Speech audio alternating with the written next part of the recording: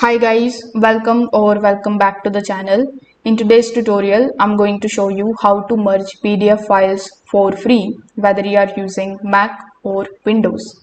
For that, first of all, you need to open your web browser, and here in the search bar, you need to search for merge PDF files online. Now, once you search for this query, you will find two websites that I personally like. The first one is I Love PDF and the second one is smallpdf.com.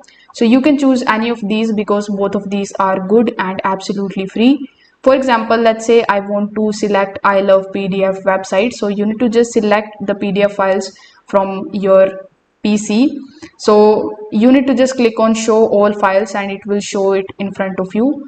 Now you need to select your PDF files. As you can see that I have two PDF files and these I have selected. Now you need to click on the option that says merge PDFs and it has given you the merged PDF download link.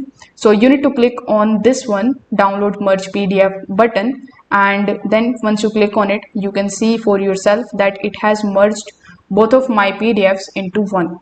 So if this video helped you out, consider subscribing to the channel and liking the video. Thanks for watching.